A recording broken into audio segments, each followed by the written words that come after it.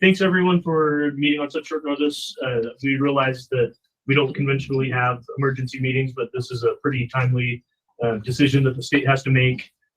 So thanks for getting together and coming here on such short notice. Because we're doing this for lunch hour, I brought some donuts, so please help yourselves. And yeah, if you need a sugar boost halfway through the meeting, we may all need to. So anyway, thanks to Lynn for these. Yeah, gold nuggets too. Yeah, Have lots of sugar. yeah, there's lots of sugar to keep everybody energized and on track. So anyway, thank you. With that, I'll just turn it over to Jeff to start the meeting here. All right, great. Well, let's first just do introductions. I'm passing a notebook or a notepad around just to make sure we get everybody signed in. And let's just go around, name and organization, and get going. Jeff Denbliker with Jacob. Andrew Rupke, Utah Geological. Ryan Rowland, United States Geological Survey. Jim Harris, Division of Water Quality. Carly Beal, representing Bonnie for Westminster. Craig Miller, Utah Water Resources. Mark Reynolds for Tom Tripp, U.S. Magnesium. Bill Johnson, University of Utah. Joe Havasi, Compass Minerals. Tim Hawks with the Brian Tripp Cooperative. I'm not alternate. Thomas Bosteels with the Brian Tripp Cooperative. Marissa Weinberg, Division of Forestry and State Lands. Ben Fireman with Forestry and State Lands. All right. And John. Oh, I guess let's go in the back row too there. Lynn Freitas, Ramsey, Great Salt Lake. John Love, Wildlife Resource. Christine Ramsey, USGS. Laura Vernon, Water Resources. Kyle Stone, Wildlife Resources. Lily Moore, Conditional. Hey, John, can we make us? Do you mind coming up? Since we're going to be doing a vote, and or do you have someone that's? Do we have a spot? Have a spot up here. Thanks, John. Great. Well, in terms of our agenda, again, thanks to echo what Ben said. Thanks for coming today on short notice to talk about this. I think as I was reflecting upon, kind of how we got to this point, I think there's a lot of great things, a lot of wins that we've had, and I think the premise of this committee has been to provide recommendations to the Division of Forestry, Fire and State Lands, and Division of Water Quality.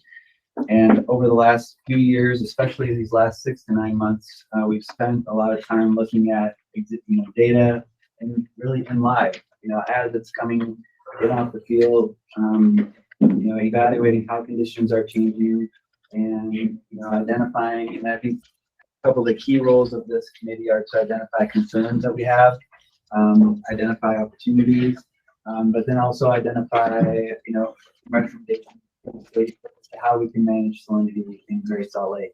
And so I think just thinking through how we got to this point, even with the draft recommendations that we started talking about last week, I think there's a lot of agreement there in the direction that we've been going, the discussions that we've been having. And so today, I think really the outcome that we hope to get to today is that we can have consensus, find agreement on what this committee's recommendations are to the state.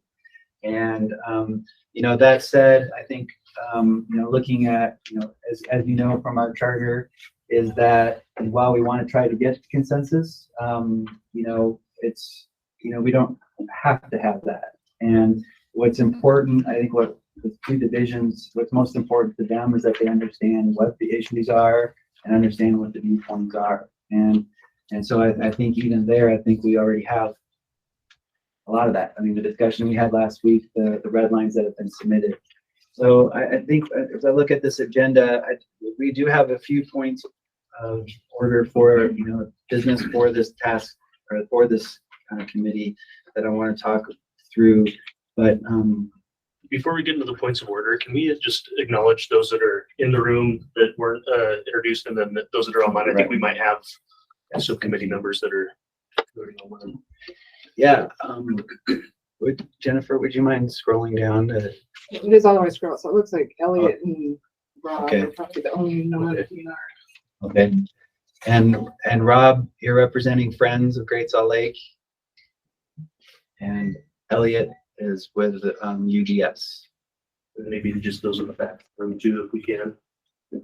Emma Whitaker with the Attorney General's Office and Council for Forestry, Fire, and State Lands. All right, anybody else? Sorry, I didn't even see you come in there. Oh, thanks. Perfect.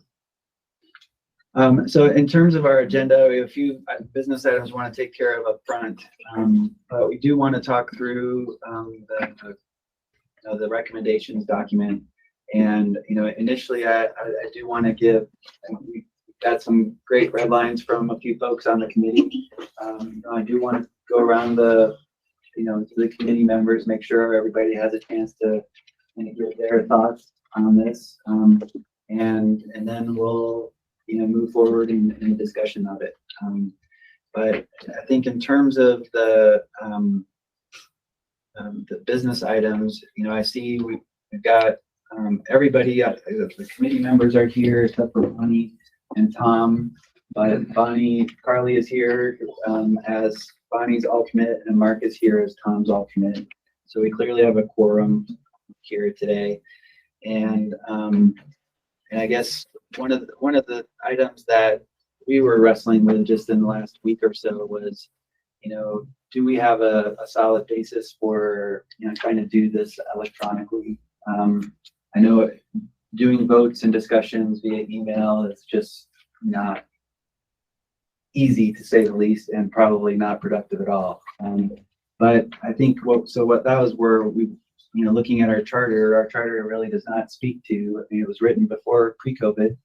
It really does not speak to electronic meetings and voting and those kinds of things. And so that's one of the things that we were talking about is we need to revisit the charter and to make sure that we can allow for that. And I think more specifically so that we can meet via Google Meet and be able to do votes in that along those lines. Did I cover it?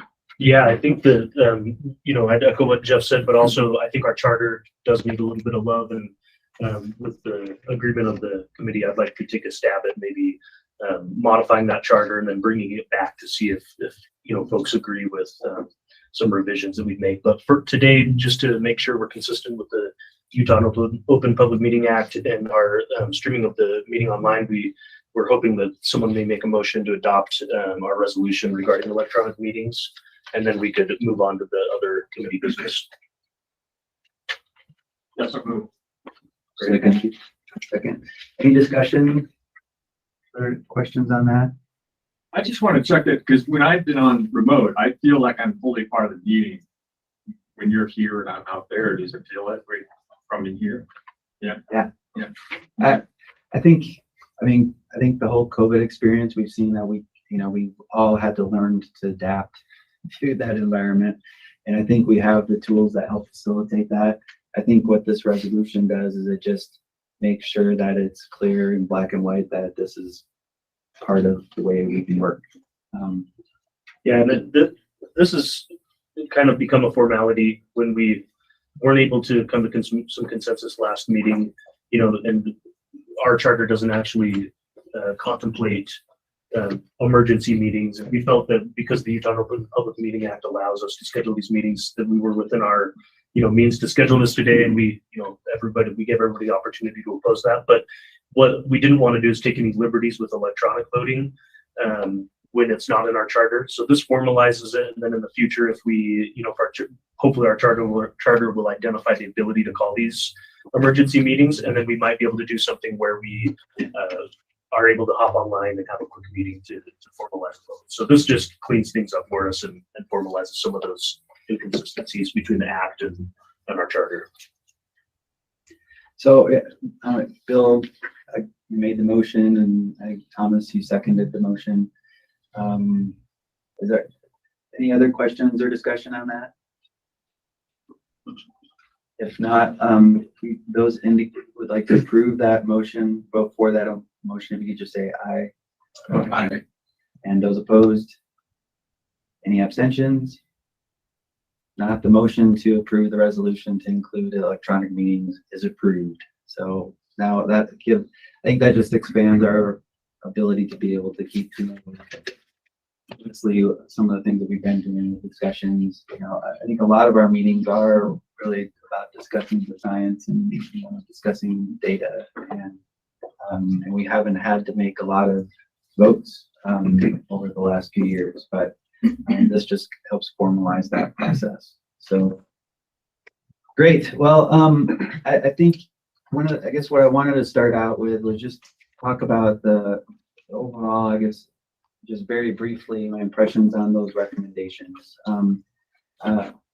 I drafted the recommendations based on the discussions that, we've had over the last few months, and specifically in December, as to, well, what are the options that we have and what are the key concerns, and what is our objective. And last week, I think we had some great discussion, I think open discussion to really talk through what are the concerns with what we're talking about. The concerns of what we're observing in the lake, the concerns about the recommendations that we've been talking about, and how can we best move forward. And so I think there was a lot of agreement, and then I'd asked for you all to review that and provide red lines, in terms of how we can improve that, and certainly appreciate and Tom and Thomas, sent red lines in, and we forwarded those all to you. So hopefully you have had a chance to review those. And I think even in those red lines, there's certainly differences and details, and but I think what struck me even last week in our conversation was that I think there's three points of agreement that I'm hearing, and I guess that's one of the things I want to make sure that we agree on. But one is that it's important that we make sure our objective, for making a modification to the berm is clear. And I saw, both Thomas and Joe provided some language there that we'll touch on here in a second, to make that more clear. I think the second item is that, that this is considered, the improvements that we make to the berm are intended to be temporary. And I think as a committee, we were taking that at face value, temporary as in non-permanent. And I think that's I guess I haven't heard anybody say, talk about that not being the case. And then thirdly is, I think there was agreement that, as we look at these berm improvements, that, we need to continue to monitor, we need to keep evaluating conditions, and, to continue to make recommendations like we have, when we think that it's prudent to make a change, to do so. And I think, looking back, especially the last, in 2022, we met 8 times, which is twice as much as we had originally contemplated. So first of all, thanks to all of you for making the effort to do this. But I think that's the spirit, has been the spirit of this committee, is to continue to evaluate how conditions are changing, so that we can evaluate those changes and make recommendations to the state when we think they're needed. But I think and then I guess tag along with that is that I think, there is agreement that we need to also contemplate, well, how, can we do better in terms of identifying thresholds or numbers where, that are linked to actions, so that so that there is, more certainty in terms of, when we need to raise a berm or lower a berm, and be able to provide the state with some better guidelines on how they can make some of these management decisions. And so I think those, and I guess that's where those 3 points of agreement I think are important, because I think I think one, that's a win, that we have that to start from. And so I think, I guess that's, I guess that's where I'm hoping we can work from today is, our goal here is to try to come to an agreement, for recommendations to the state so that they can evaluate those and, and make the decisions that they need to make. And they form this committee really to provide the expertise, the scientific expertise that to augment what they have within their divisions. And so that's, I think that, I guess that's the spirit that I'd like to continue the discussion today. Is, I think, the comments that we've had are fantastic. They're helpful. They help understand where, help everybody to understand where we're coming from. And I think, what I see as our mission today is really to try to find agreement there, so we can provide that to the state. And, and that said is that I think it also, I think our charter is clear that if there are additional details, where we don't have agreement, that I think it's important that those still be forwarded to the state for their consideration. And, because those are, whereas we might not all agree on particulars, I think those particulars are still of value to the state, to state divisions. And so they do need to hear that and see those as well. So I guess with that, my thought is how to best proceed here is I think it would be, very helpful for the whole committee if we can just kind of do a round robin, and just, in terms of, the recommendations that we have, what each of your impressions are, and then from there I guess we can go from there. So, yes. Yeah, like we do in most meetings, is there any updates on like conditions that we're observing on the lake, salinities that may have been measured, in the intervening week and a half or so? Great question. Yeah, so I can chime in a little bit there. So our most recent salinity measurement at GSL 3510 at the shallow depth was made on January 13th. Is that right, Christine? Yep. And we have a value of 174 grams per liter associated with that. So that's for the shallow water sample. The deep water sample at that site was a little bit higher. What was that number? 182 grams. 182 grams per liter.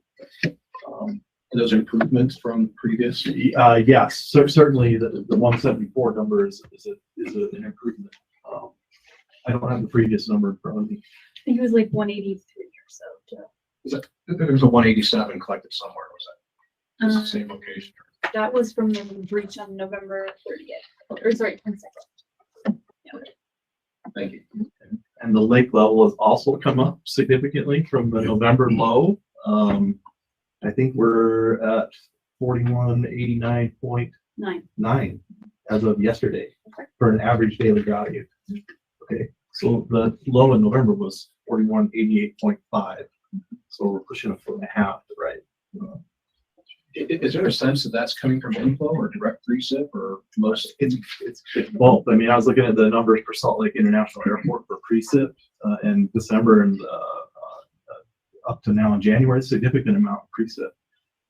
So that combined with the inflows. Because I track the bear, it's on an hourly basis, and it's So Farmington Bay outflow. Very below average, right? yeah, because it's not notable. Yeah, Farmington Bay outflow's been pretty robust. The flows there at that gauge location, much higher than they were last year at this time of year. Even Yeah. with the bear, would that be impacted by your pond flushing at all as far as salinity goes? No. Yeah, because we're at the It's I Korean mean, now. it's a fish on what we pull in is sent out. We're just really getting started. It's kind of a nominal effort so far. And that gauge is further upstream. Yeah, and when we're talking Bear River, we're talking Bear River Corinne. That's our stream gauge with continuous flow measurements.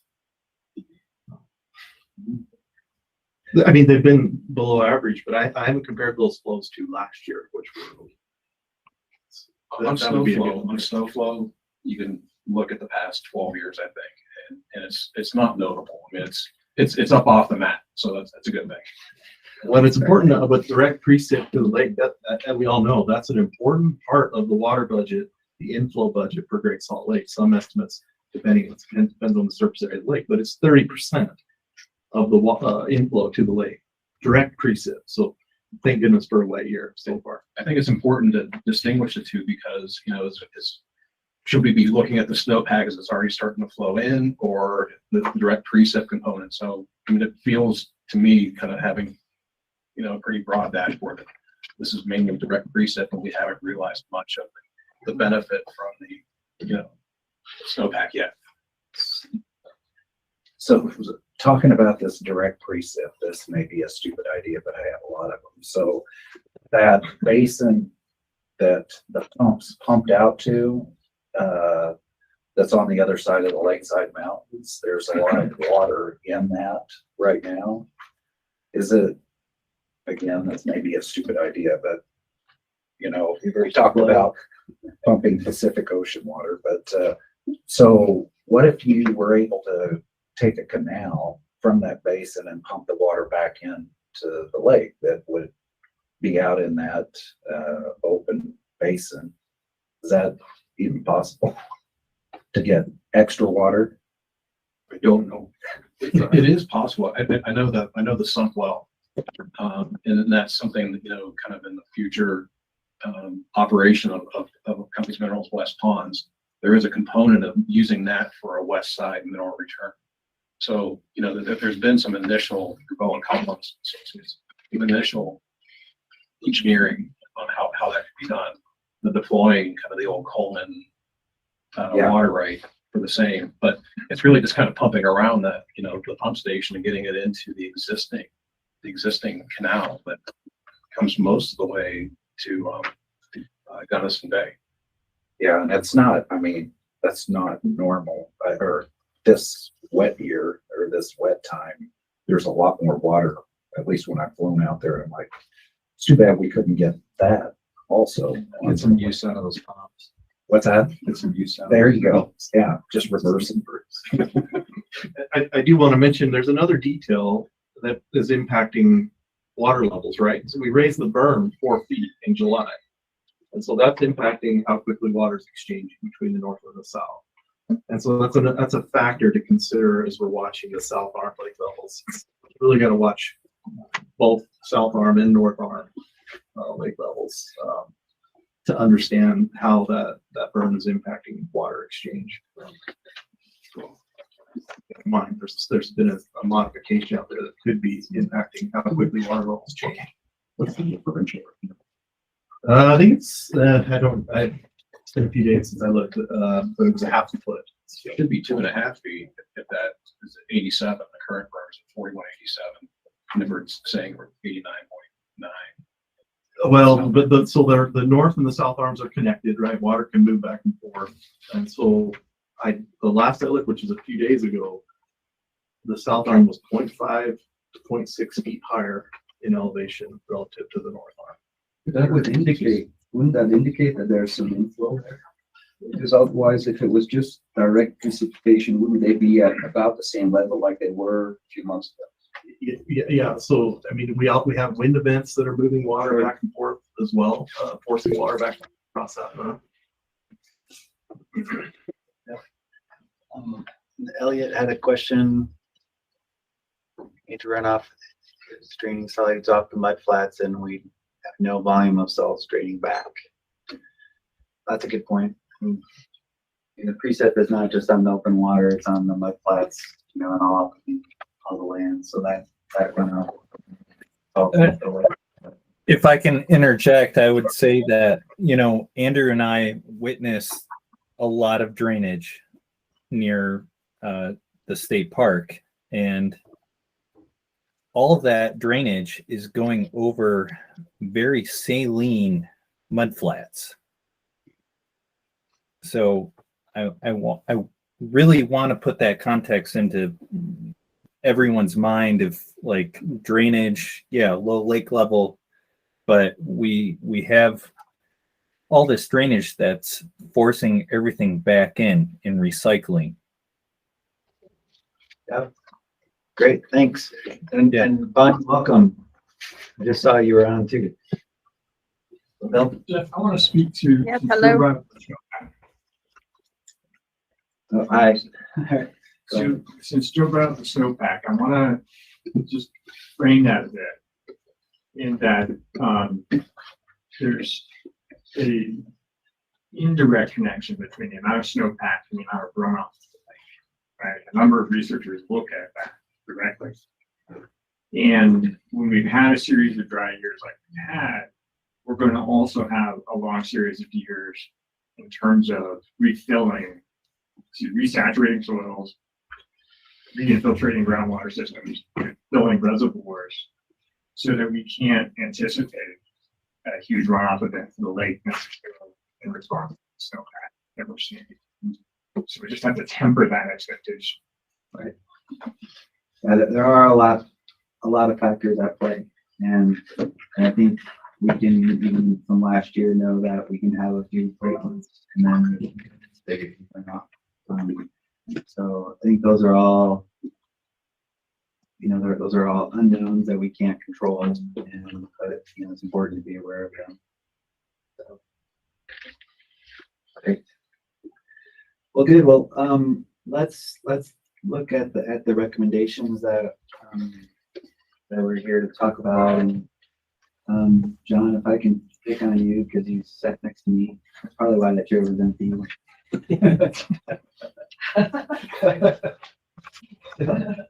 I guess if you can, I think we heard through red lines and things that I think it's important that that we kind of get a gauge what each of us are thinking on about the conditions and the recommendations. Take a few minutes. I'll try to be succinct, but I'm embarrassed, like probably most of you are, that nothing has been done. And based off of what Ryan just said, I think this opportunity, I'm ashamed that we haven't made a move thus far. I'm sure everybody's a little feels the same way, and I would hope that we would try to capture the win before we get before it escapes us. As far as the additional comments, so I was fine. I didn't want to be nitpicky as far as this goes, because I assumed we would continue to meet, and we would, as we learned, we would revise things as we went along. So, which is why, I mean, we could have provided red line stuff as well, but I didn't think that was productive. And frankly, if I was going to provide a red line, it would be a blue line on the red line stuff. So I would, my preference was to maybe discuss some of what people's red line things were, and then adjust it within this need. That was more my preference, and that's kind of in a nutshell. We're Great, perfect, thanks. Andrew? I think to try to be succinct, in general, I like the recommendations. I think thinking about the situation we're in, I'd be inclined to err on capturing more water in the south arm than less. Hoping, not knowing what the runoff's going to be, but hoping that it's going to be robust. But that being said, I do think that there should be probably stronger language indicating the state's support to facilitate what Compass needs to do in the North Arm. Perhaps, because I think you, in some of your red lines, Joe, you indicated, extending the canals. I think I'd like to see, I guess, more in the recommendation, more support for that, understanding that this is going to have some effect. All right, thanks. Ryan? So as you all know, USGS is a non-voting member on management actions in this committee. We're a science advising. We're playing a science advisory role on the committee. But that said, we very much like the direction the discussions are going. We think that the data that are being brought to the table are indeed the best available to help make these decisions. We're very happy to play a role in that.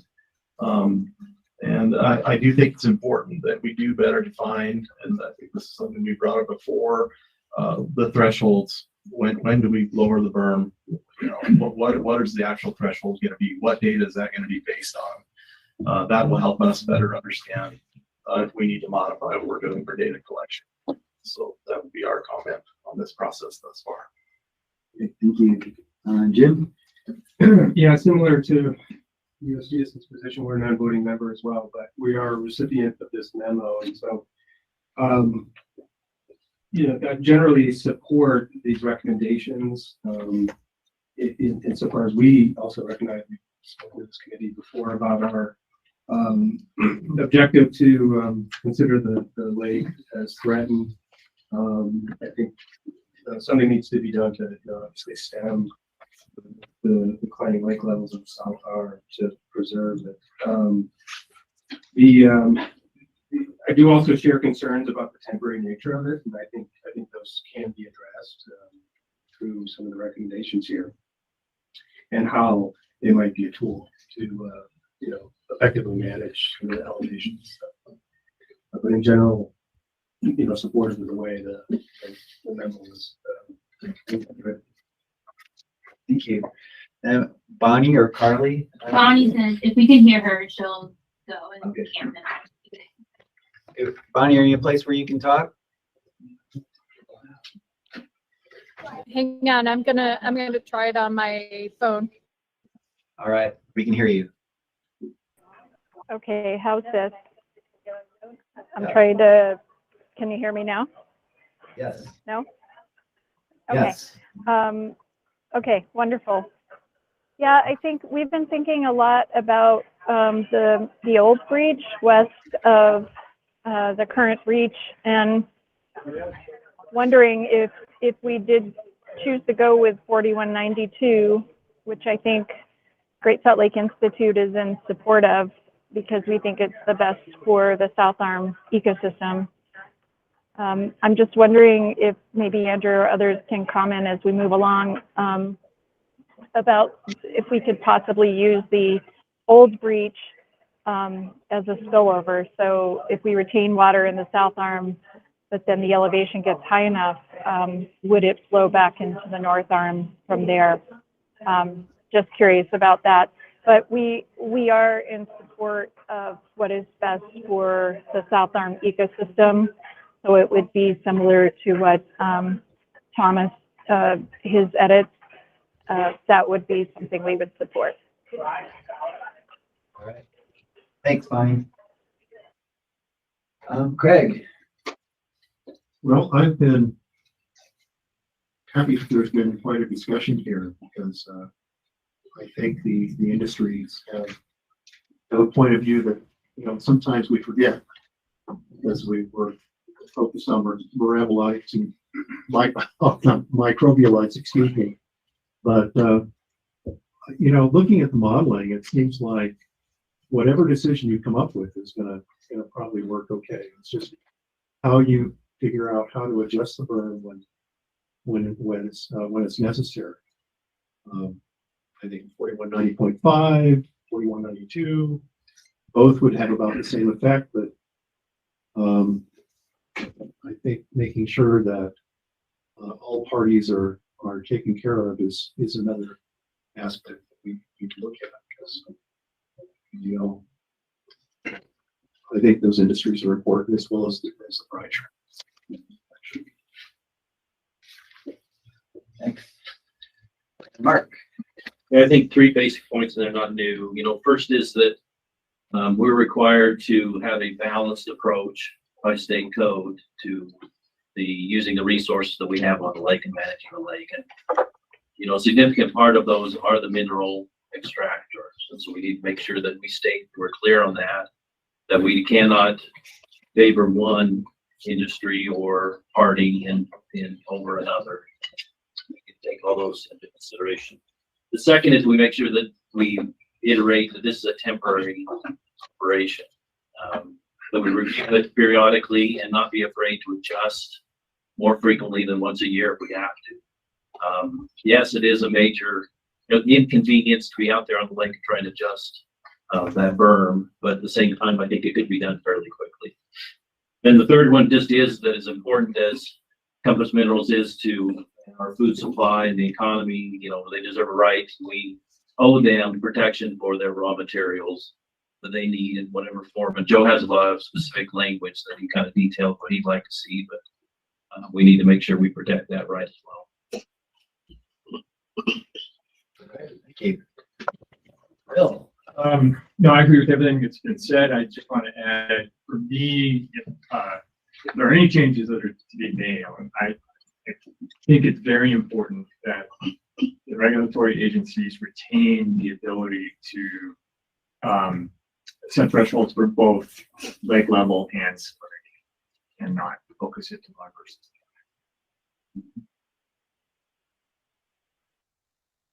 All right. Thank you. Joe. I won't read what I wrote in the red line verbatim, but Compass Minerals is supportive of containing 100% of the South Arm inflow for water year 23. Okay, so you know, a week ago, a month ago, you know, we didn't, you know, there's new data we just discussed a half hour ago, and it's positive data.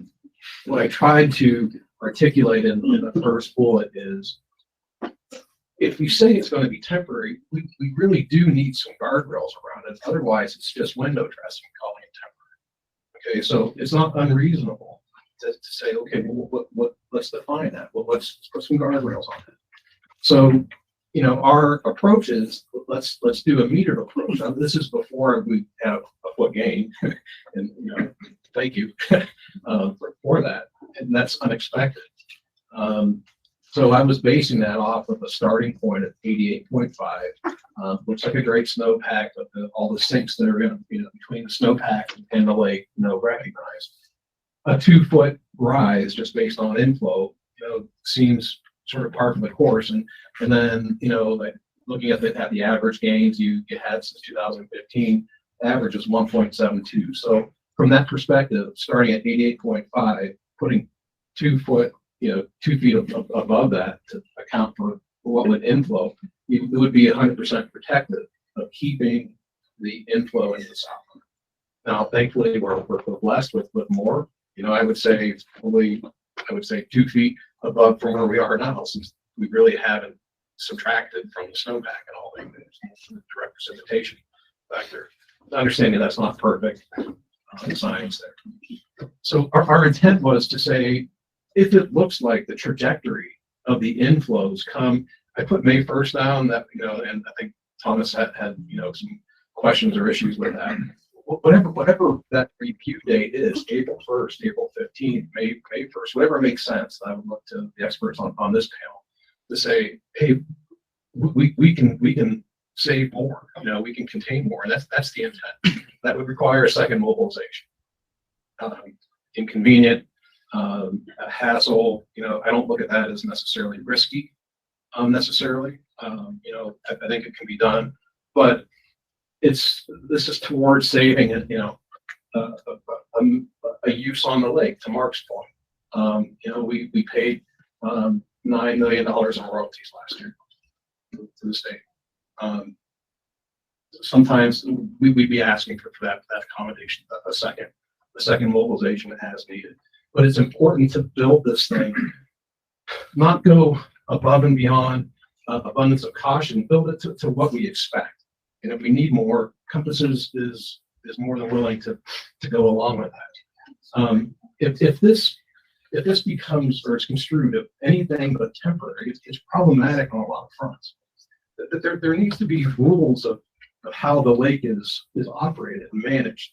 You know, through Clean Water Act, through you know, FFSL rules, through the CMP. There does need to be sort of rules of the road. You know, industry couldn't block off part of the lake, you know, and create an evaporation pond. That would require a very extensive permit, and probably an EA. But we understand that in this situation, we want to be supportive. We want the healthy lake, and we're very willing to cut off for this very important element of the lake, saving the brine shrimp, and arresting and reducing the salinity. It's very important. We recognize that, and we're willing to make, this temporary accommodation. So that's that perspective. The second bullet, and I appreciate it was in there in the initial recommendation, but there's some language in there that's kind of soft, right? If you sever the flow temporarily into the north arm, it's not that it could reduce inflow or it could impact Compass Minerals operations. It will. If there is no seasonal increase in lake elevation in the north arm, we will be cut off from the brine, for which we have a water right, for which we have operating permits, we have customer expectations, we have all these things, providing a key nutrient, fruit and nut crops in the United States. There's not another producer in North America for this stuff. Closest is Atacama Desert. It's very important. So this action will cut that off. Again, Compass is supportive of this emergency measure. I'm convinced all of the great minds in this room, it'll work. It should work. It'll, prolong that mixing period. But it will have that effect on us. And we expect that the state and the Corps of Engineers would allow whatever extensions are necessary for our current intake canal. This isn't lasting, a new huge intake canal that's going to, greatly change the hydraulics. It's just going to keep us connected. It's going to keep, 1 or 2 pumps running out of 10. So that's all we're asking for. It is not kind of a soft commitment, but a hard commitment on that this is an imperative. We are being significantly impacted as a result of this. And then, coming up with performance criteria and measures. What does success look like when the salinity goes from 174 to 154, say, with a 2 foot increase in elevation? Is that sufficient? What are we? My sense is we're protecting for what the salinity will be after the 23 evaporation season. So as it falls, if it increases to 100, decreases to 150, 145 or so, is that sufficient? I don't think it's too much to ask to have. Where do we need to be before this berm is knocked out? Because without that, it's hard to understand this as temporary. It's without those criteria. Yeah, that's the gist of it. All right. Thanks, Joe. And Thomas, So if we could, I've got just 2 atmospherics and Thomas really has our substantive comments. Are you okay? Kind of split it up there. And I do want to commend Joe. They've been a good partner on a lot of our issues over the years. I think Thomas can really stand up. Appreciate their willingness to try to engage with other stakeholders. I just wanted to make 2 points, I think, for the benefit of this group, kind of big view from 10,000 feet. So the first is, well, this group is focused on salinity. The state's obligations are much broader than that. They're public trust, and they have to weigh all of these interests in balance. So salinity is only one facet of what I think is a difficult decision.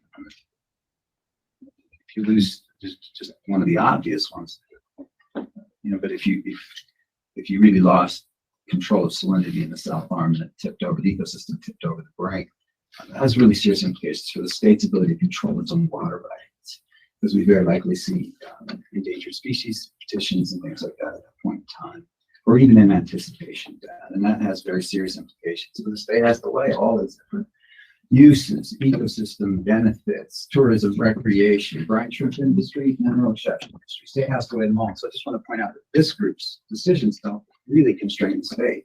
You have the opportunity to help the state, to make recommendations based on scientific expertise when it comes to salinity. At the end of the day, the state has to make those decisions considering a very wide suite of issues and considerations. The second point I wanted to make is we talk about energy impacts. I think that's important to recognize. Those are in some sense, ancillary to questions of salinity directly. But I just want to underscore for this group, for our industry, this isn't just some, we'd really prefer if the lake levels, but salinity levels were slightly lower. It's an existential threat for our industry. So if the ecosystem tips over the brink, it's an existential threat for our industry.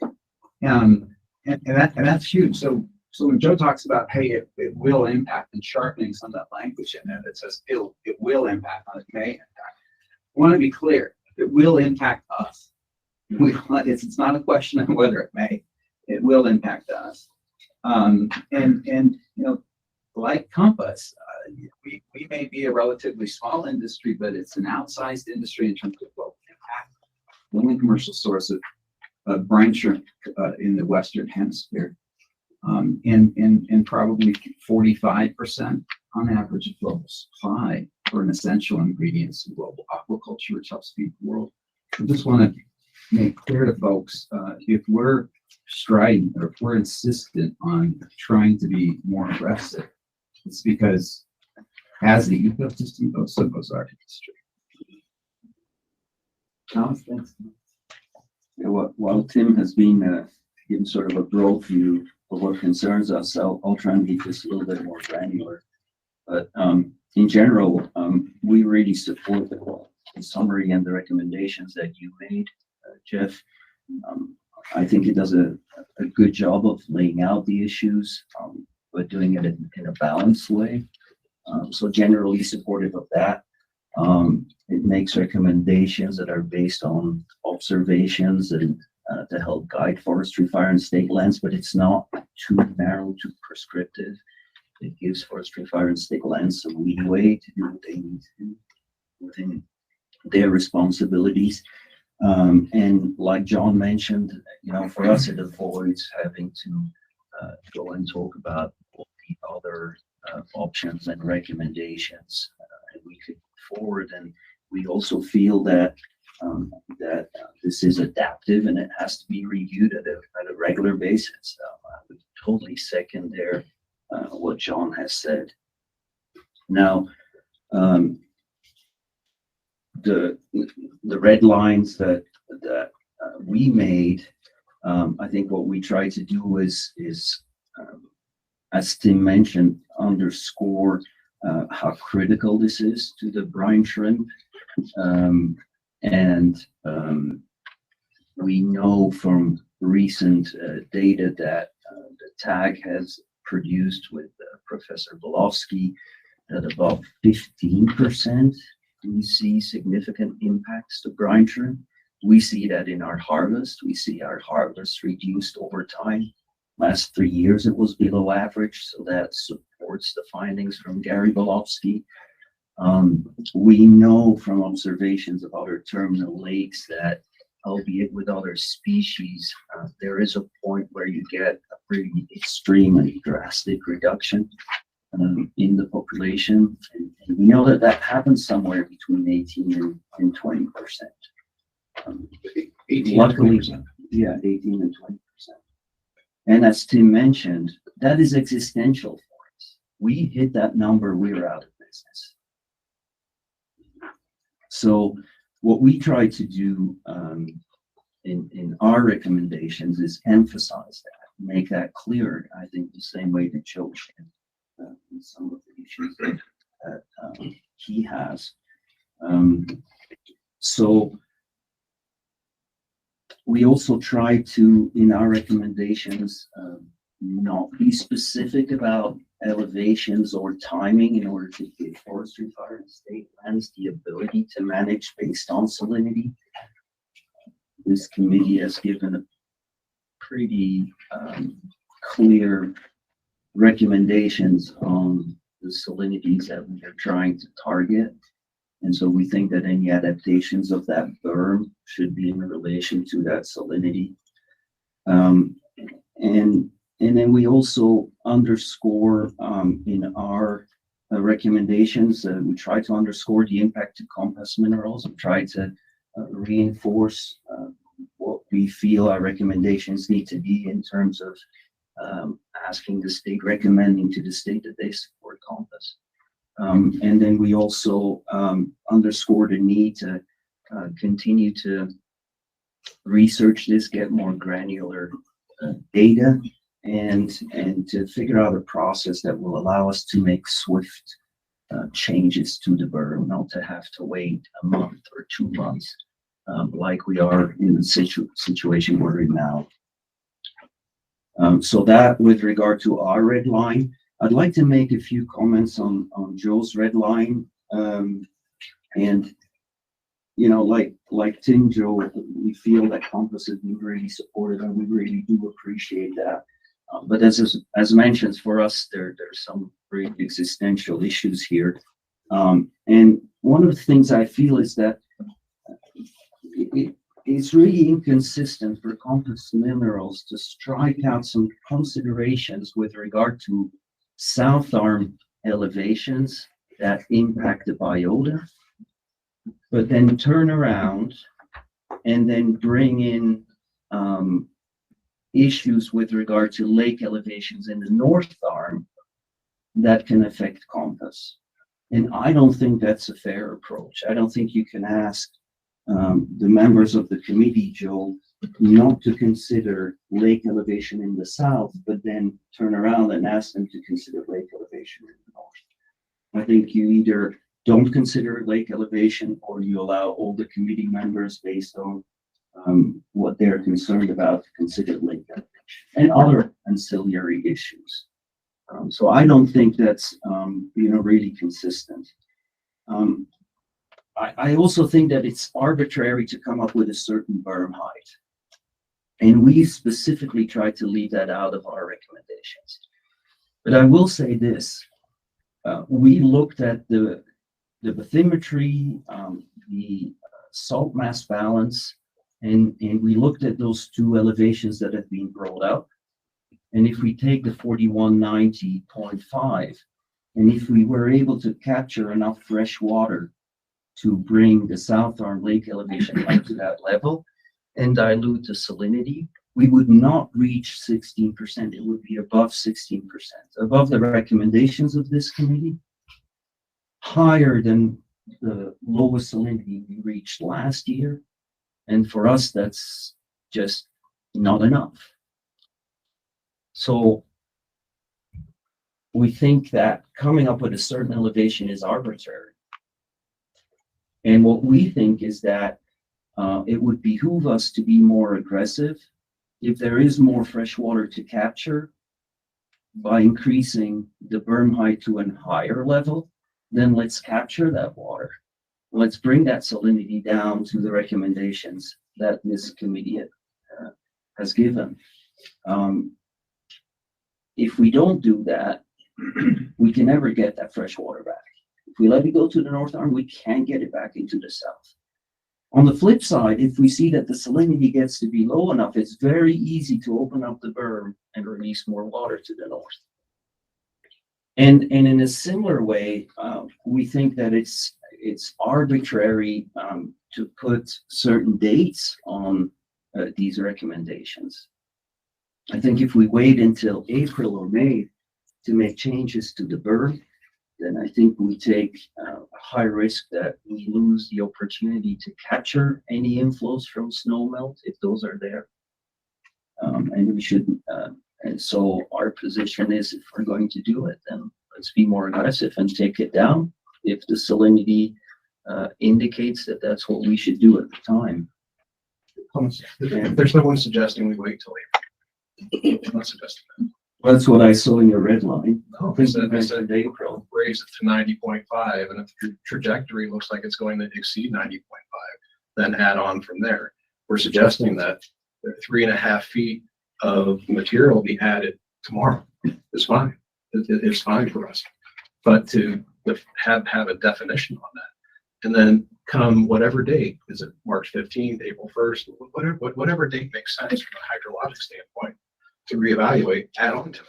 We're not saying wait till April, May for the first. Well, I think, okay, it doesn't say that. I think that talking about my recommendation, that's not the way I read your red line, Joe. That's my comments on, those are my comments on your red line. If you ask me what time should we do it, then I think the time we should do it is now. And it's easy to take it down. if we wait, and we're too late to capture potential inflow, it's impossible to turn that clock back. I agree, capture it now, capture everything. Again, we're supportive of it, but to build it for an expected inflow, okay, so that takes it to 90.5. That gives you a foot and a half right now. If it needs, if this committee, and we just voted to be pretty agile in terms of our ability to meet and provide recommendations. If at some point, you guys tell me what that ideal date is, March 15th to April 15th to May 1st. I think Joe is right now, but let me finish my comments and maybe then, you can comment again on my comments, Joe, but I would say my recommendation is not to put dates in there, not to put heights in there. Let forestry, fire, and state lands make a decision based on the best information that they have. What I can tell you, Joe, is that the 1.7 increase, that is if you spread the inflow over the north and the south. And I would agree that that's about the average. My calculations, and they're preliminary, I will admit, are showing that a much lower volume is necessary to bring the lake level up to 4190.5. It's closer to 500,000 acre feet. And the average, I think, over the last 5 and 10 years, I think is around 1.3 or 1.4 maybe. Million acre feet. Million acres. So I do think we have an opportunity to capture some of that. Now, again, I would let forestry, fire, and state land make that decision. And then we want to capture all of that. Make no mistake, we're supportive of capturing 100% of water year 23. And that's. Well, I'd say, Joe, it's really, even if you step it, it's really hard to predict exactly when that flow comes. Even if you did say last year, and I think Brian talked this, if you put it in April 15th, you would have missed what anemic flows to come in.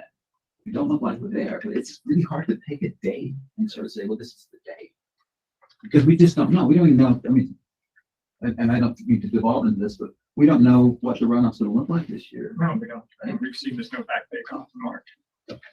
Yeah. Bill's point is that, we have real dry soils and we have empty reservoirs. So we don't know or when we're going to get it. So it's just real hard to pick it. Anyway, yeah. And I would just finalize with one more comment is, I am supportive of language that underscores the impacts of two compass minerals. The language that you put in, I'm supportive of that, Joe, but on the condition that we don't strike out language that refers to lake elevations and the potential impact to the biota. I don't think you can have it both ways. I'm less set on. I'm not passionate about striking that language. But I do think this committee needs to understand what the guardrails are for it as well. I'd rather this committee not put guardrails in unless let forestry, fire, and state lands decide that.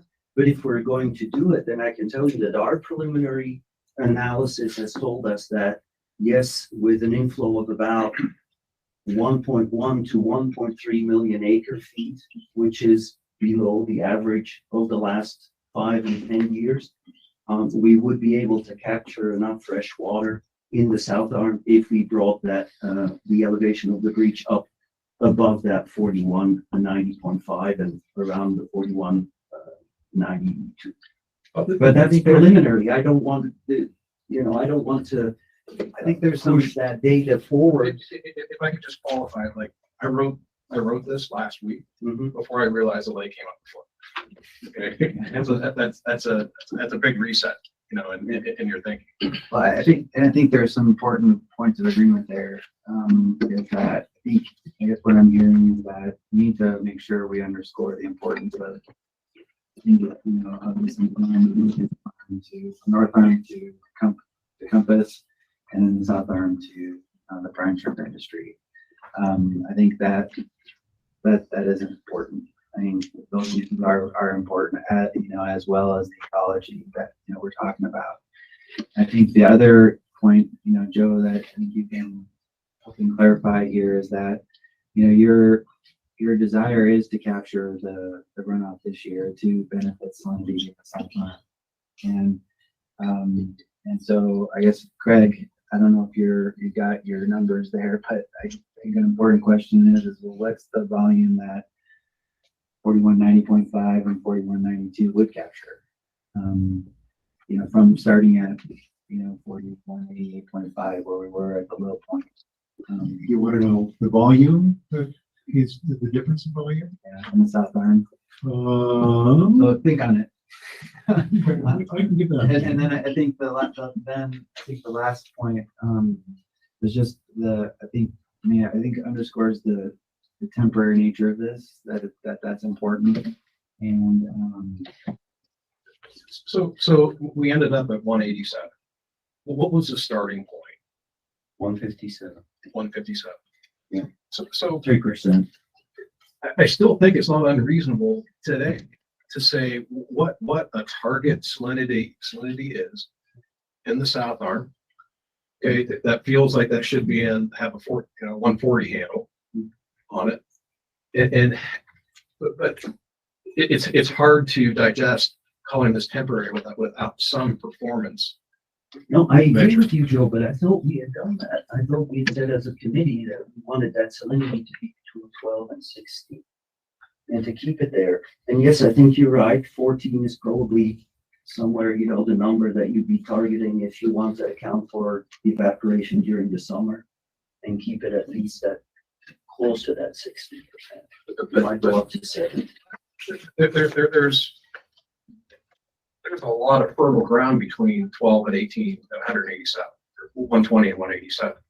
I know we want to keep it, you know, below 160. I'm appreciating that.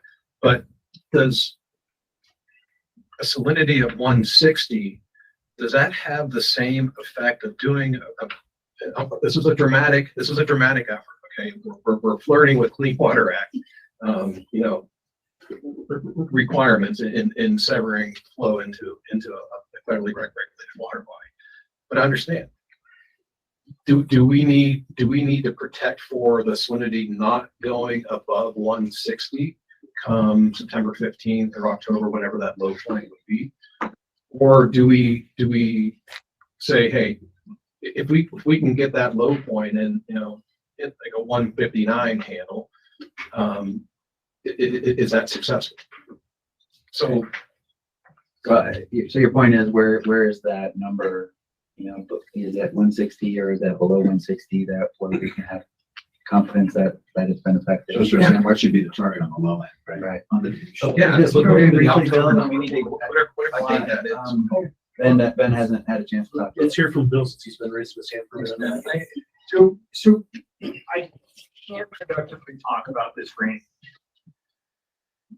The what in terms until we talk about the when, because we can't make these decisions in the runoff season. We have to make these decisions having observed the evaporation season. Just like when you do fiscal transactions, you look at the low points in your budget to understand where you are. And you can't do it just looking at 1 month's income. You got to look at the history and the projected revenue coming in. You can't do snapshots. So a more productive, I think, discussion, or at least an equally important discussion, is the duration of the data we'll be looking at. We have to take into account the probability of continued inflows for any given year. And that data exists. The Lake Strike team has some experts who can provide that kind of information, modeling to support it. And then we also have to look at the window in which these thresholds are assessed and decisions are made, which I would strongly argue is not in the runoff season. So I think that all that discussion we just had in the last 5 minutes, I think really gets to that third point I made is that, you know, we need to develop performance criteria that are linked to actions. And I think that's an important aspect of this because that's also directly linked to the temporary nature, you know, but I think we have time. So if we start building the berm tomorrow, We're amenable. But it won't happen tomorrow, because at this point, we have to do a record of decision. The very soonest it could happen right now is like the next 30 to 45 days. So if we waited and said, April, we go revisit it, well, it's only been in for a month. So it's important to come to some alignment today. That's, Director Perry can do what he wants, but I mean, So it's important to come today. I'd like to just make a couple points, like everyone did on their interpretation of the recommendation. Joe, you mentioned the contribution that Compass makes in a royalty and some of the impacts. The last year, the state invested hundreds of millions of dollars in the conservation and delivering water to the Great Salt Lake to offset impacts of depletions. And this year, the governor's budget has another $130+ million. So the state is offsetting impacts from agriculture, industry, to hopefully bring the lake back up. So we're not saying that those contributions that Compass makes are not valuable, but they're, the state is also investing in making sure that we hit those other targets. And then we also manage Great Salt Lake under the values of the public trust doctrine, which include commerce, the fishery, and then navigation. So commerce is a big component, and you're not the only commercial industry on the lake. We have, US Mag on the south side, and I would argue that this is actually a benefit for US Mag.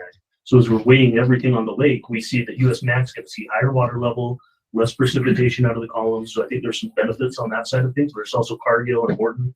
So we're looking at that as well. And then the state also identifies and clarifies other public interests like water quality, which Jim's shop has to take into consideration. And I think that's another component of the South Arm that we need to consider. And so we have all these different components that play into this. And I think if we're going to say this, definitively, this affects Compass Minerals in this way, why aren't we saying the same thing about the brine shrimp co-op, the ecosystem, water quality? There's all these other components that we could definitively say that this action could impact as well. And so I don't believe it's the place of the Salinity Committee to list off all the impacts individually. It's something that we can analyze in our decision and go from there. I do agree with you that it's something that we need to revisit, really need to pay attention. When we first brought this forward, my gut inclination here is that we need to act right away. And like you said, capture all of the 2023 inflow, which in my opinion is going to be well above 4192. The average 1.7 foot increase is spread out over the entire lake. This is going to compound that into this smaller area. I think we'll be spilling over this year. That's what I've interpreted out of different modeling and just conversations with those that seem to be in the know. And so I do think that we need to get the berm in, and like others have said, it's very easy to remove rock and push water out. And I think the Salinity Committee should make it a goal on one of their next meetings to develop a criteria that says, what does it look like? When would we do this? Should we be developing the salinity criteria? And we say, once we hit that range, we can push water to the North Arm, or should it be that, perhaps we discuss, what are the advantages of pushing water to the North Arm? We could export salt, as Christine had mentioned in a previous meeting. Even if we don't hit our target range, there could be some major advantages of pushing water to the North Arm.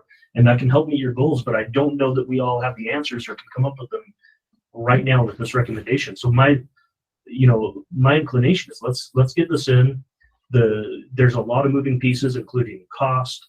How do we get the rock out there? How do we work with the railroad every time we have to do this? This isn't an easy project. It is easy in the sense we just move rock, but it's complicated. There's a lot of moving pieces.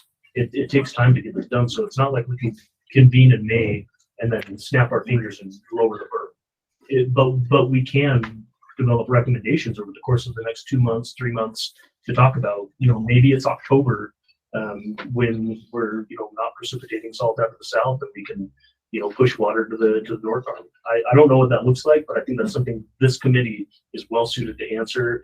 And that's my interpretation. And then further, recommendation as it stands, to me, it made a lot of sense. It didn't dive too far into the weeds on any of these impacts. It gives us the ability to get this done now and collect data, come up with a reasonable way to manage this in the future.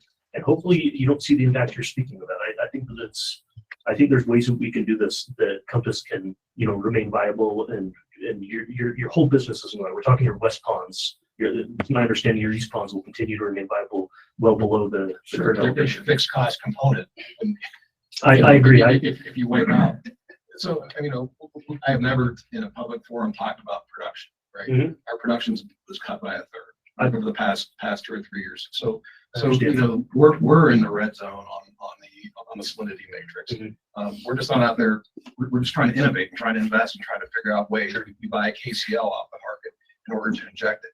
That's almost, you know, at par from a profitability standpoint in order just to sustain customers. So, so we're well in the red zone for where we need to be.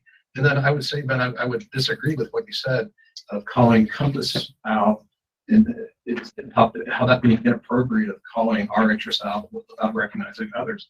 This berm is to the benefit of the other uses, water quality, to avian, to I mean, brine shrimp, I think it, ecological brine shrimp, commercial brine shrimp. Sure. This is intended to arrest the collapse of a colony. We understand that. Mm-hmm. Okay, but we're taking a hit, and we're the one stakeholder taking a hit. It's not inappropriate to identify that. So the inverse would be if we make a recommendation to go to 4190.5, then we're then saying we're not capturing. We could potentially run the risk of not capturing all of the freshwater inputs, not hitting our salinity targets, not improving navigation, collapsing the fishery in the ecosystem. What I'm saying is that like at 4192, yeah, it makes sense. We can talk Compass Minerals and some of the impacts that might occur, but in anything, well, I don't know. I mean, the impacts would occur regardless. You had to shut off your pumps in August last year on the West Pumps, We right? operated based on the seasonal inflow that came in. I understand. If you expect a 1.7 foot rise, okay, you're in season for 3 quarters, 80% of the season. That won't happen now. Okay, with the berm in place, that won't happen. We'll have no seasonal increase in elevation. So there is no, there's zero from a West Ponds standpoint. I think one question of clarification, then, I think one thing you said that, well, not that it wasn't important, but one thing that caught my attention was the amount of time it takes to, make this quick berm change. Is that the actual physical movement of the berm is days, but I mean, So- I'm thinking, you've been at this for a month. Perhaps I can just give you an update on what it takes to move the berm, because I think that is an important piece of this. When we modify the berm, we have to do what our division calls a record of decision that has a certain amount of public input. You get a postcard, Joe, that says, we're doing this, all of our permittees, adjacent landowners, anybody who might be impacted from that perspective gets this notice, has a chance to weigh in. We also advertise for 3 weeks. So we have to go through this process that says, does anybody feel like we're acting inconsistently with the way we're meant to make these actions? So that takes approximately 30 plus days to get everything done. And that's assuming that we're just ready to mill these out. The second the salinity committee says, let's raise it up another 1.5 feet. But that's not usually the case. We have to come in here, hear everybody talk. Maybe we come to consensus where it's like last week where we couldn't come, and then we have to have another meeting another week later. I don't know that the next decision is going to be any easier than this. So there's that 30 days, and then we have to go through and design the modification. So it has to be engineered. We have to go to water resources. We can have a slew of we know what it looks like at 4192. So that could probably be done beforehand. But then we have to go procure it. We can't go procure the berm modification well ahead of time. We might be able to get creative with the procurement and get someone on contract to go and do it. But these are all things we'd have to work out now or in the context. But we're talking at the very minimum a month. And that's also assuming the railroad is completely, squeaky clean on getting us all of the right of entries that we need, everything that we have to do this. It's a lot easier to go in there and move a bit of rock off, in my opinion, when we need to do it at the end of the season when we're not missing days of runoff at its peak flow. If we had to do this in, say, August, where, the moment we open it, we start pushing water, but we're not missing targets like that, we can get that done, and we have some time to forecast out. Well, look, we hit our salinity level, and now, let's move that rock and start pushing that in August. And we can decide that well in advance. That's something our committee could be talking about in June. And we can get the pieces in motion and say, the moment we start seeing those spring runoffs, we're gonna pull that rock. So I started making a point a minute ago. The 90.5 was based on old data being a week ago or a month ago. And the intention for 90.5 was to have the design parameters align with the word temporary. Okay, so if you build it waist, too high, and we're not going to pass a smell test with Compass Mineral stakeholders. And that is the SEC, and that is investors, and that is, people kind of in that. There's a perception that there's an unpredictability with regard to our access to brine. It affects us from a corporate standpoint, an investment standpoint. There begin to be questions, as to, is access to brine ephemeral? That are real questions. So, this is an emergency measure. We're calling it temporary. So my intention at 90.5 was to have design parameters that would fit within a temporary realm. Now, admittedly, my appreciation for that has changed over the past 3 days, realizing the lake has come up in 1.34 feet, and is that the new baseline? If we want to contain all the inflow, then maybe there's upward pressure on that 90.5, and you start to migrate, in the 91 handle, or maybe even a 92. So I'm less stuck to that, and more focused on what can I reasonably defend to Compass stakeholders as a temporary design parameter. So, Joe, to your point, I think, Jeff, there is quite a bit of commonality in that, because what I hear you saying is, hey, listen, we're okay with capturing spring runoff. We're okay with them, right? In 23. What we don't want to do is overbuild it, right? And be sensible on message. And so, to my mind, that's like, well, what then is the right message? How can we provide some of the reassurance, whether it's on mitigation or the temporary nature? We did put in our recommendations, by the way, that it seems to me one of the things that's becoming clear is that if we want to truly have an adaptive management tool, it's not, one is you might want to consider physical infrastructure. Is this the best? And maybe it is. It's a low-tech solution that's rock. You move them in and move them out. And maybe you can't build, when we looked at some of the alternatives before, they were like $50 million. And I'm not sure they bought you much in terms of ability to sort of, flexibly manage. But the other dimension of this that's really key is just what Ben was talking about, which is the process. Because right now the process, if moving rocks is efficient, the process ain't efficient. Because everyone's saying, build it, capture runoff. And we're like, they got to do X, Y, and Z. It takes a lot of time. And that actually, is hurtful to your position, right, Joe? Because it gives him less assurance in terms of how quickly you can pull it back down. Because how much, what you have to deploy to do it the opposite direction. It sort of adds uncertainty. So I'm sort of saying I do see some commonalities here. It's just figuring out what they and maybe just one other comment that might be something that the Salinity committee could also recommend, is that our division is pursuing something that is more easily modifiable, that perhaps that $50 million price tag, maybe we need to look at something quite a bit more rudimentary that's more cost effective, but saves us that time, and we don't have to get a backhoe out there. We're able to go and pull some oak planks and be more targeted in how we put this, but we just don't have time to do that right now. And I don't think anybody 6 months ago had even considered fully blocking the flows. We're in an emergency now. And this is just to the point where, I think we were all holding our breath, hoping that we were going to get a good water year last year, and it didn't happen. I was really, myself, I was a bit surprised to see how high the salinity came up over the summer. I was hopeful that there were some other factors. So I think to reiterate some of this, summarize it, is that I think there's a commonality is that we want to capture the spring runoff and to maximize the benefit. Trying to reduce or stop the increase in salinity.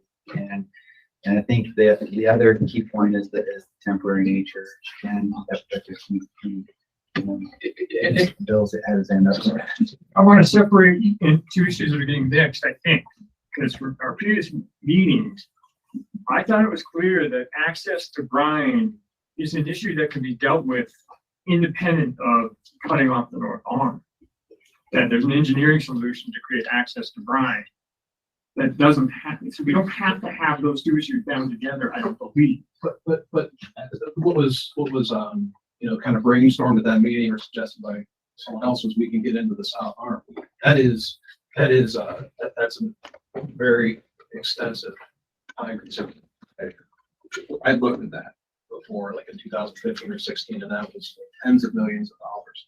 would require permits on permits in order to do that, getting linear easements and the like. I'm not saying it's a bad idea, but that's not a 23 solution. I'm worried about I what we're gonna understand. pump in April. We're not really talking about a 23 solution. We're talking about longer. And so I do think these issues are technical and it's dangerous to find them.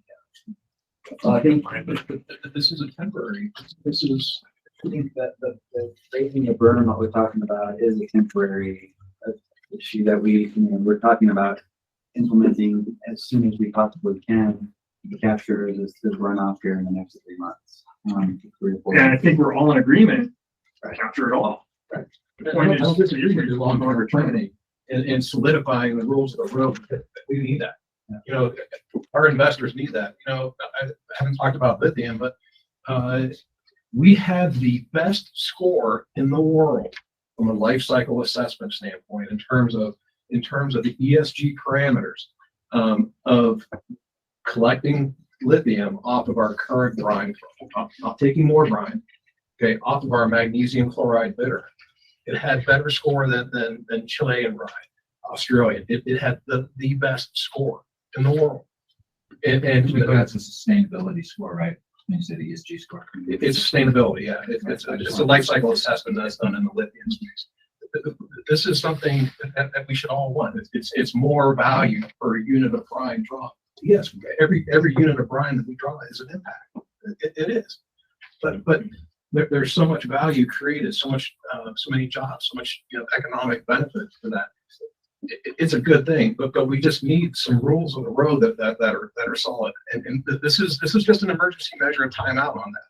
But it's important to have that context. That this is a 23 measure. We'll get to work, in terms of long-term management, criteria and performance goals.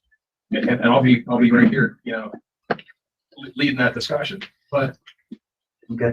I think we need to separate the two. Yeah, so I think one question, when we're talking about capturing the spring runoff, is what I'm hearing is the intent of going to 4192 was that we wanted to have the best chance of capturing as much as we can. And then if it is overbuilt, we can remove the rock to bring it back down. I think the question, Craig, I don't know, did you have it? Is that possible to look at what the volume is? So 4 million acre feet between what it is today and 4195. 95. And 4192 is about 4192 is about 1.8 or 1.7. Okay. That's just an average snow year right there. So that, I mean, to me, that's easily achievable between now and the end of runoff. So, and I think that, at least that's what I'm hearing, is that, I mean, between where we are, I guess we're at almost 90. We're at 40, we're at 4190 right now. So that we're talking about 2 feet of headspace to build that 4190. And so, and we look at the volumes of spring runoff. I think that's an important data point. But I think also, I guess I'm just cognizant of our time here, and I think we've had a great discussion. I hopefully have a better understanding of where everybody's coming from. But I guess what I would like to do is, I guess try to move forward, some motions in terms of what, how can we carry this forward? Let me make a quick comment. Given the unknowns, if we make a recommendation to overbuild it, but then also build into the comments that in our next meeting, we'll be setting salinity thresholds to provide that temporary nature of what we're after. I would. In the 4th bullet on my markup for recommendations, I attempt to put some guardrails on.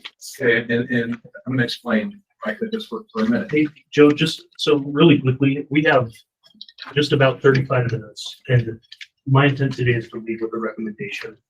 I'd really like to get the comments. I think we could do this for another 3 hours, going back and forth. So if we can keep, maybe have this be the last comment, and then I'd like to have someone, I think we should entertain a motion. I don't want to, at this point, I think we need to vote and not entertain competing motions, but after Joe's comment, I think it'd be advantageous for our committee to make a motion, and it could be something to, modify the current recommendation. It could be to adopt the recommendation as it stands. It could be to adopt Joe's recommendation. At this point, I want to leave today with something that Forestry, Fire and State Lands and Water Quality have a clear recommendation from the committee, or at least, some consent that we can consider as well. So Joe, go ahead. Okay, the fourth bullet, I put a time frame. The temporary is not expected to last beyond December 31, 23. Okay, but I also get into the language that maybe will like data that will reconvene, will reassess. We can make decisions from there. It helps put solidify the temporary descriptor we're using for this. Understanding and appreciating we're going to be convening a lot, and we may change our mind. That's what I was trying to put in that fourth bullet. I really do think it's important to define temporary. Joe, can I just ask you a question on this? And I know we're anxious to get to it. I circled that because I didn't know what it meant. So was you're sort of saying at this snapshot in time, we intend that it's temporary. But my mind goes to worst case scenarios, right? Worst case scenarios, the wheels fall off, water shuts off, but we don't get any more precip. It's terrible, right? And then we get to this point next year, and the salinity suggests we need to leave it there. But we can tackle that. Okay. We can I just tackle want that. to clarify what you mean, We can tackle that. by intend and temporary, because it's a kind of squishy word. Right. Yeah. Right, and I A lot think of that's, different I think that's the concern, is that temporary can be construed different ways. And especially in light of US EPA potentially becoming an entrant into, an oversight. But isn't that driven by salinity? And we already made that decision that, we have recommendations with regard to salinity. Let that temporary be driven by by salinity, by those factors. so I think one key thing part to the temporary is, one thing that isn't clear in there is that it says we're going to continue to monitor and discuss and evaluate. I think that language can be strengthened to make it more clear that, even if we met next month and, there was a significant change in the trajectory of what we're seeing, that, at that point, we're going to have another discussion of, well, how does this change things? So I think that is one component that I'm hearing agreement on, is that we need to continue to meet, to continue to talk about this, to continue to talk about how we can modify the berm to respond to the conditions that we see. And so I think that's an important aspect to this discussion. And but I think, so I guess that said, I think there are a lot of, in the discussion we had today, there is a lot of agreement there in terms of the goal, that it needs to be temporary and that we need to develop, criteria. I think it's fair to say we're not going to develop criteria today. But the other, I guess, request from the state is that they need to know, is there a recommendation that we need to do something, to stop the, and because they've got a 30-day window just to get, a regulatory process to be able to begin construction. So I guess with that, I guess I'd like to enter, Do we want to just quickly see if there are any of we have on the agenda public comment before we vote on any recommendations? Is there any public comment? Any other additional thoughts to add to the discussion? Online as well. Yeah. We just got some new modeling results, and it seemed the worst case is when you have a normal year and don't do anything to the berm. So, okay, why don't you move on to the So I guess anybody like to suggest a motion or make a motion? I'll make a motion to adopt the comments the way you wrote them, the summary of the comments. Second. All right. I guess any discussion with that? add to that? I mean, the only thing I'd say is that this has been an excellent process, and I think it will continue with that tone, and we have that faith that it will. All right.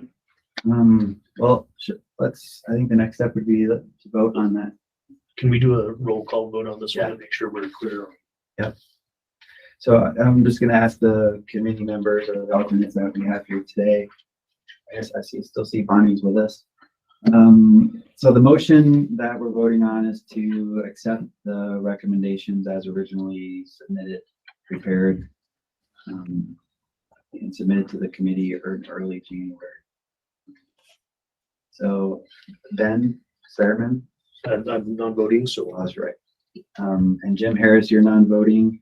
And Ryan, I think We are non-voting on a matter. you're abstaining. We are abstaining.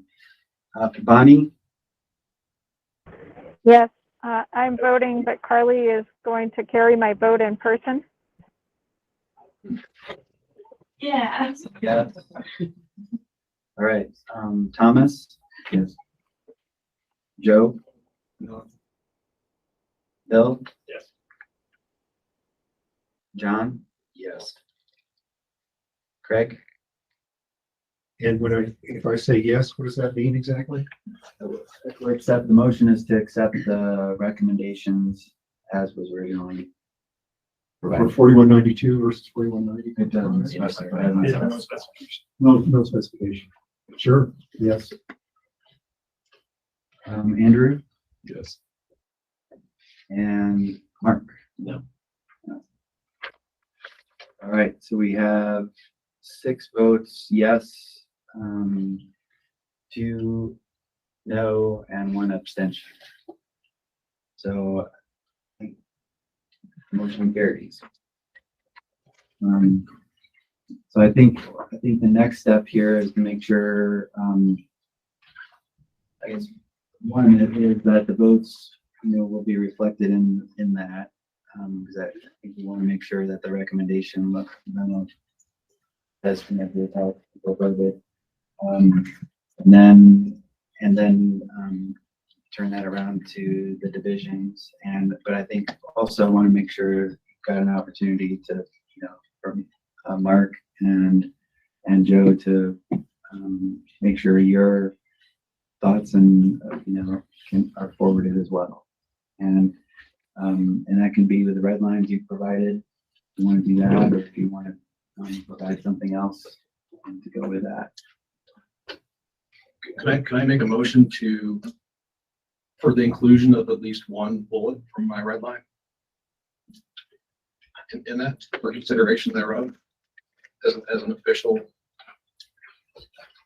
I think from a rules process standpoint, I think the motion to approve the document that we have is carried. But I think what I would like to, I think you can make a motion that, that information, that bullet, that also be provided as well as part of your, I think the motion, since the motion carried, I think it would, this is what would be the recommendation of the committee.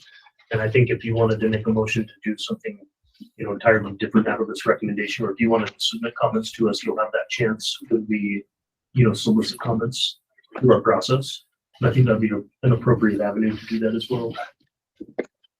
But I think, in terms of this committee, I think the minority opinion, something that we need to carry forward to. The charter provides for that. Right. Mm-hmm. So I think Joe, with those bullets, I think you can make a motion that to provide a bullet in addition, as in terms of, what you would like the state to consider, when they're evaluating the committee's recommendations. Yeah, it's our bullet number 2 and bullet 4.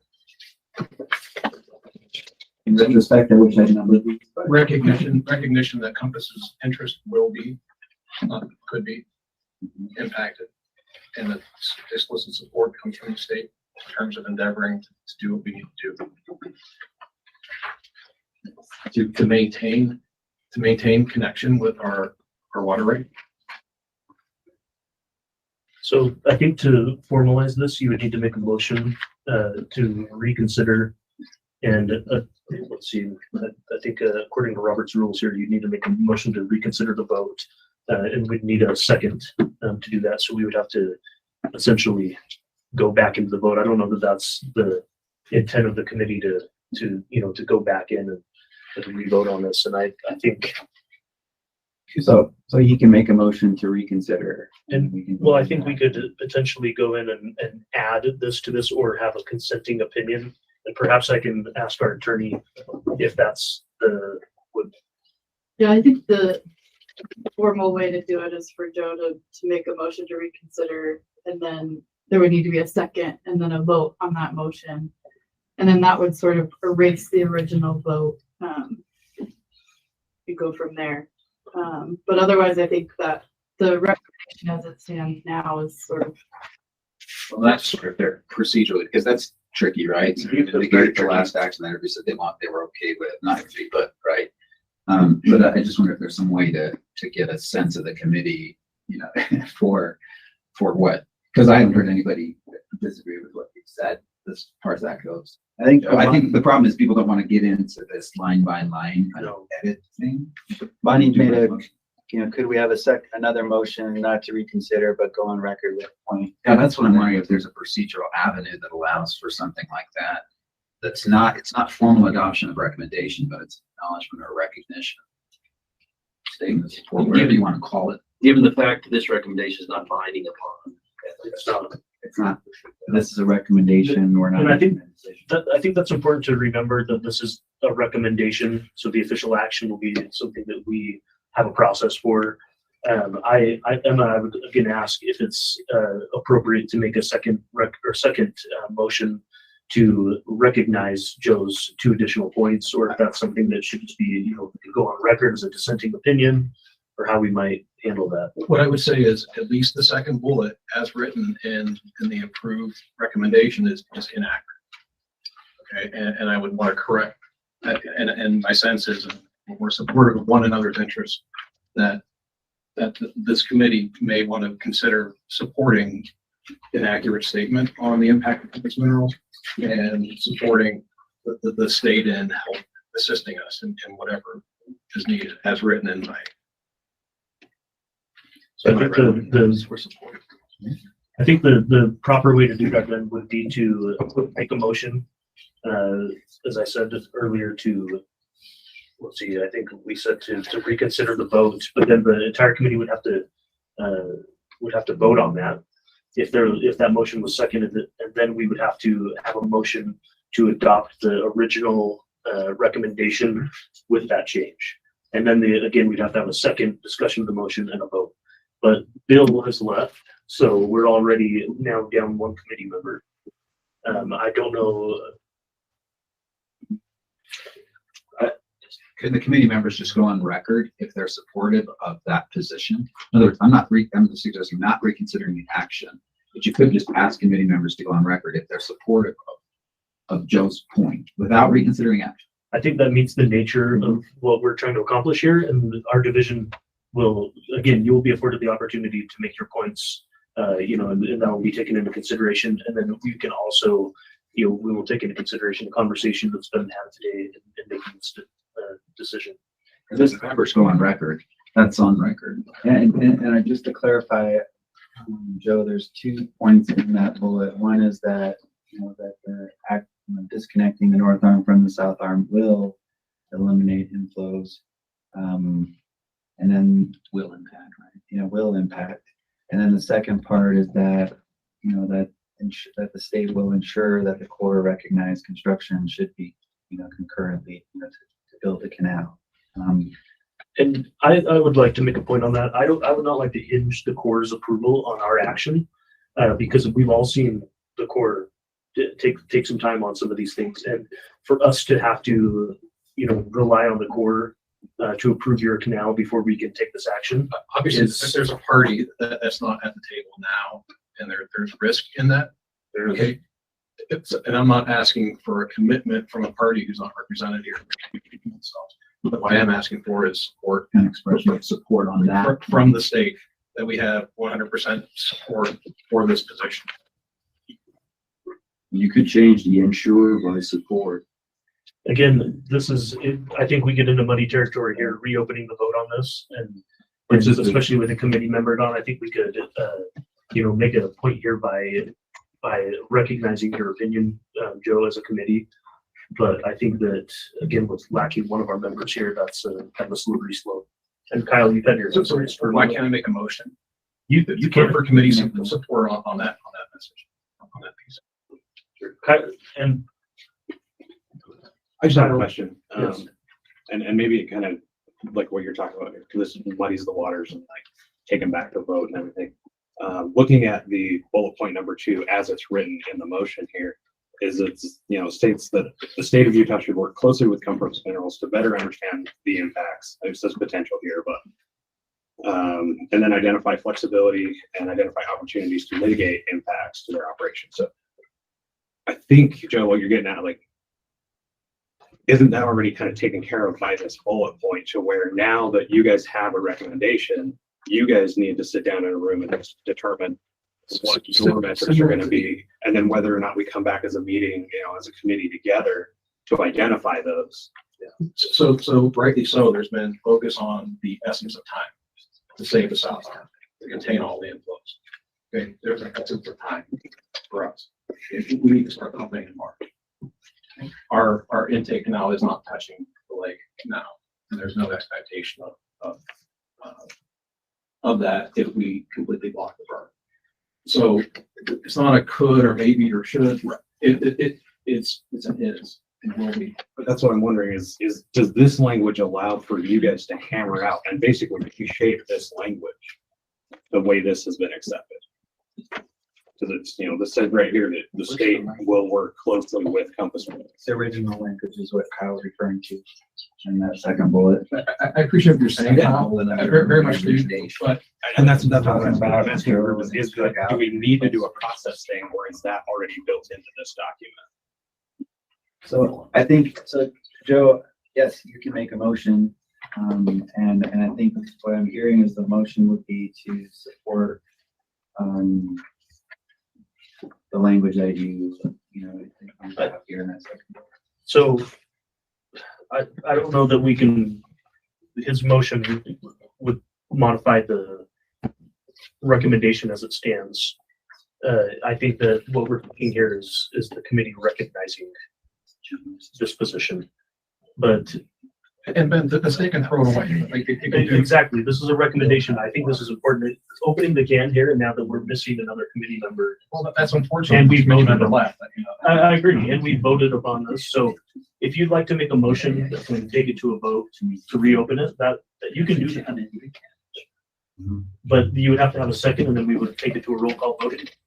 But I do think that opening this up to debate again is something that the committee needs to really consider and determine whether that's appropriate at this point. So I guess the question is the motion to, I guess, and Joe, this is a question for you, is the motion to reopen and make the change to the document, or is the motion to recognize, your language that you wanted to include? I make a motion for the first, and then if that is unsuccessful, make a second, another motion for the latter. So can you make the motion and state exactly what the motion is? I'd like to make a motion to adopt the second bullet point made in Compass Minerals red line to the draft Salinity Advisory Committee recommendations. So you'd have to make a motion to repeal the vote and Yes, so the motion is it a motion to reconsider, or is it just a statement of support? Sorry. So I think that's what we're trying to get at. I would like to get one to reconsider. Okay. So then your first motion is a motion to reconsider the prior application. Yes. And then we should probably be clear about what are the rules on that in terms of voting. What do we need in terms of what carries? Is it a simple majority? Is it a super majority? I just want people to be clear on the process before they. Well, the charter is not. I believe our charter is just a majority. Clear, yeah. So you need a majority. We want to have that majority. And to be clear, Joe, and I'm trying to clarify things here. Your motion would be to reconsider and to add just that piece. Replace the second bullet. Right. And there's some debate about the will, right? And stuff like that. There's some debate about the actual language, some of the exact wording like the will. Okay. So that the motion is to reconsider the last motion or action to approve the recommendations as is, and to replace the second bullet in the recommendations section of the document with the red lines that Joe has provided last week. Is that clear? Would it be beneficial to have those on the screen? Sure. What is it? Don't have any puzzle.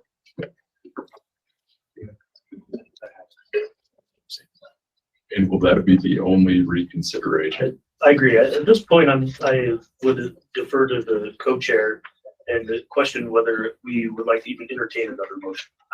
At this point, I think adopting, an opinion, or I apologize, I can't remember how we stated before, but something else, excuse me? A sense of things. A sense of things. No, if it can be stated on the record what Joe's trying to accomplish with this, the idea of opening this back up after we just made a motion and adopted our recommendation, we have 12 minutes left today. If we leave here today without a recommendation, the next time we meet it's going to be too late. I don't think the committee wants to have another emergency meeting this week or next. So could we just make a separate motion, a motion for a statement of support to a certain opinion? I think that's, so what I'm hearing Joe say is that he'd like to make a motion to reconsider the previous motion and replace the bullet with his red lines, and to get the vote of the committee. And then if that is not successful, then the motion would be to recognize support for the language. I guess what Compass would like. So I think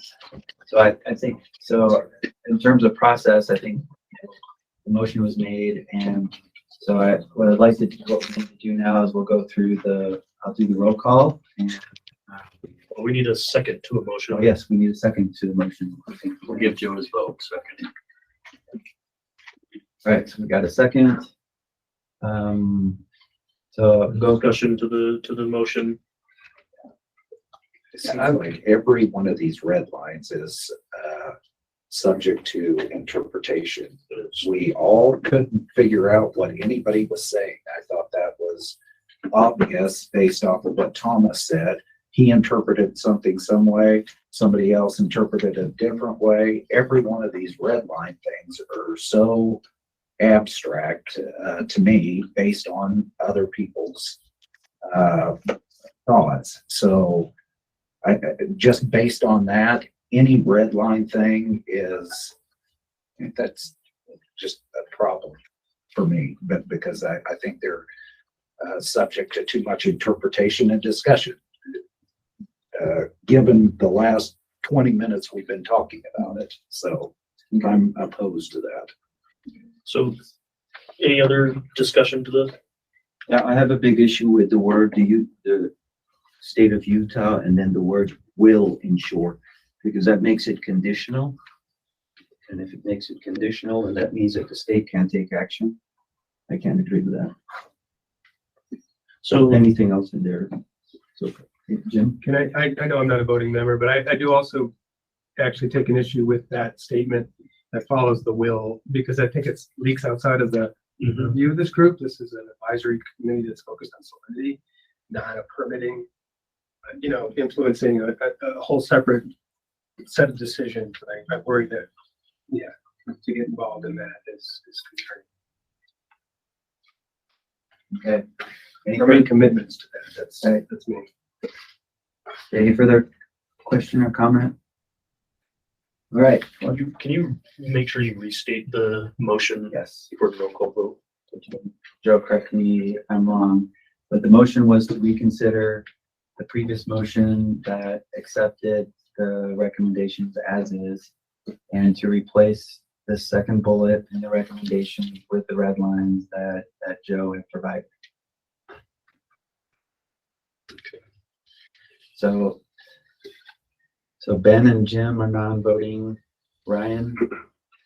Non-voting. Bonnie? We say no.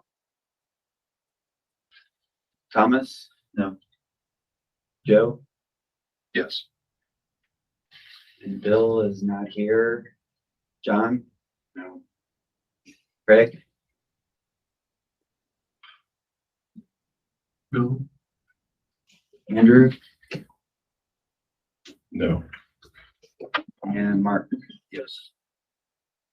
So we have 5 voting no and 2 voting yes. So the motion fails. And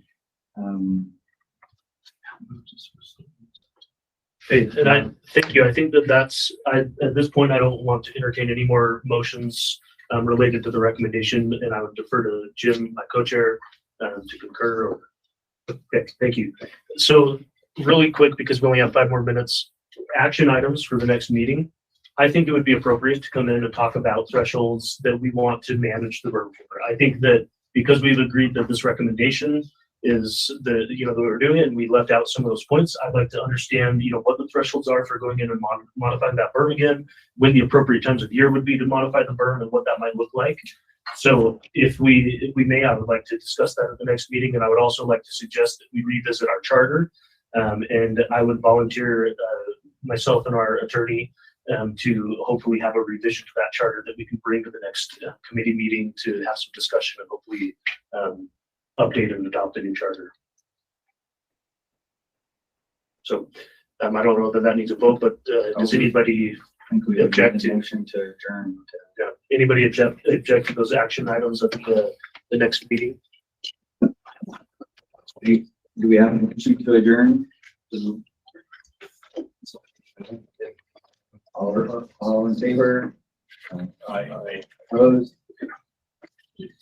All right, motion carried.